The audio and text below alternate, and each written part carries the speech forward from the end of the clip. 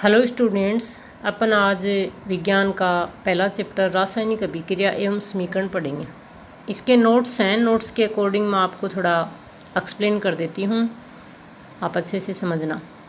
रासायनिक अभिक्रिया, जब दो या दो से अधिक अभिकारक आपस में सहयोग करके एक नया पदार्थ बनाएंगे तो इस प्रकार की अभिक्रियाओं को रासायनिक अभिक्रिया कहेंगे।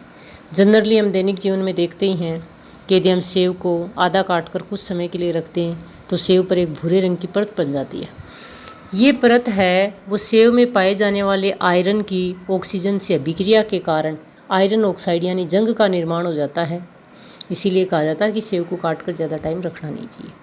तो ये रासायनिक अभिक्रिया हो गई। इसी प्रकार आप किसी पदार्थ को जलाते हैं, जैसे आपने लकड़ी को जलाया, लकड़ी में कार्बन पाया जाता है। कार्बन वायुमंडलीय ऑक्सीजन से अभिक्रिया करके कार्बन डाइऑक्साइड बना लेता है।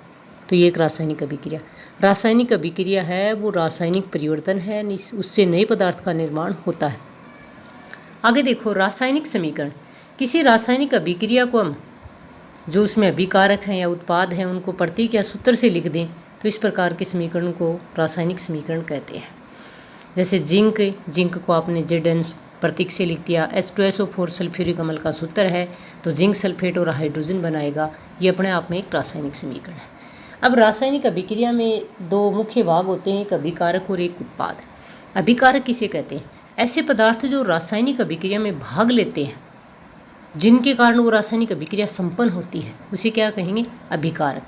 जैसे इसने बताया जिंक है, जिंक की सल्फ्यूरिक अम्ल से H2SO4, जिसे गंधक का अम्ल सल्फ्यूरिक अम्ल भी कहते हैं, प्रबल अम्ल है, से अभिक्रिया के द्वारा उत्पाद बनेगा जिंक सल्फेट और हाइड्रोजन गैस साथ में बनती है। तो रासायनिक अभिक्रिया में जिन्होंने सर्वप्रथम कार्य किया, भाग लिया, वो क्या कहलाते हैं? अभिकारक। किसी रासायनिक अभिक्रिया को लिखने के लिए उसके मध्य भाग में तीर का निशान लगाते हैं। तीर के निशान के बाईं ओर जितने भी पदार्थ आएंगे वो अभिकारक होंगे और दाईं ओर जितने पदार्थ आएंगे वो उत्पाद होंगे। तो उत्पाद क्या हो गया? रासायनिक अभिक्रिया के पूर्ण होने पर जो पदार्थ प्राप्त होते हैं उन्हें उत्पाद कहते हैं। जैसे जिंक की सल्फ्यूरिक अम्ल से अभिक्रिया के द्वारा जिंक सल्फेट और हाइड्रोजन गैस बनी, दोनों उत्पाद हैं। अगला टॉपिक है आपके संतुलित रासायनिक समीकरण। अब संतुलित रासायनिक समीकरण किसे कहेंगे? किसी भी रासायनिक अभिक्रिया में विभिन्न तत्व भाग लेते हैं, उन तत्व के परमाणुओं की संख्या अभिकारकों में जितनी है उतनी उत्पाद में हो, तो इस प्रकार के समीकरण को संतुलित रासायनिक समीकरण कहते हैं। वह रासायनिक समीकरण जिसमें विभिन्न तत्वों के परमाणुओं की संख्या अभिकारक और उत्पाद दोनों में समान होती है उसे संतुलित रासायनिक समीकरण कहते हैं। जैसे आपको दो एग्जाम्पल दिए गए हैं। आयरन की जल से अभिक्रिया में आयरन ऑक्साइड और हाइड्रोजन गैस बनती है, तो इसमें आयरन उत्पाद और अभिकारक दोनों में बराबर संख्या में है। इसी प्रकार से हाइड्रोजन उत्पाद और अभिकारक में बराबर संख्या में है, ऑक्सीजन उत्पाद और अभिकारक में बराबर संख्या में है। तो ये समीकरण कैसा समीकरण हो गया? संतुलित रासायनिक समीकरण। और इस प्रकार से रासायनिक समीकरणों को जो संतुलित करने की विधि है वो हीट एंड ट्रायल विधि कहलाती है। क्या कहलाती है? हीट एंड ट्रायल विधि। आगे हम इस चैप्टर में रासायनिक अभिक्रियाओं के प्रकार पढ़ेंगे। रासायनिक अभिक्रियाओं के प्रकार में आप पहला पढ़ोगे संयोजन या संयुग्मन अभिक्रिया, जिसे योगात्मक भी कहते हैं।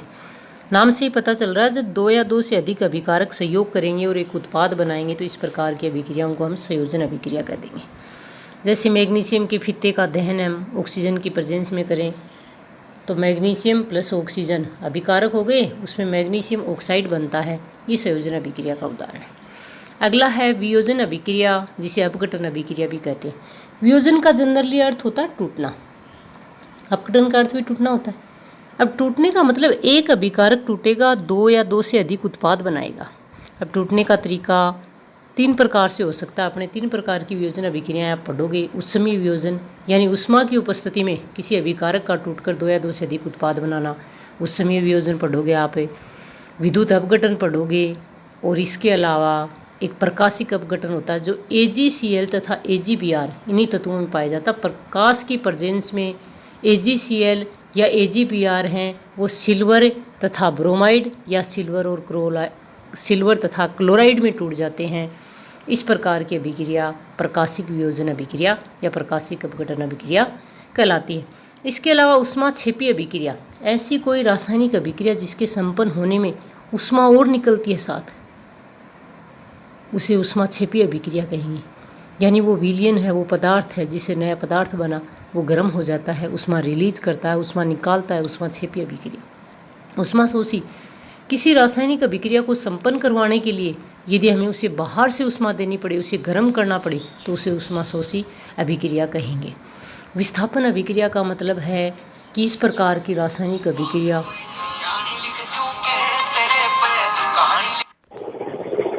आप देख रहे हो वो ठीक है साहब।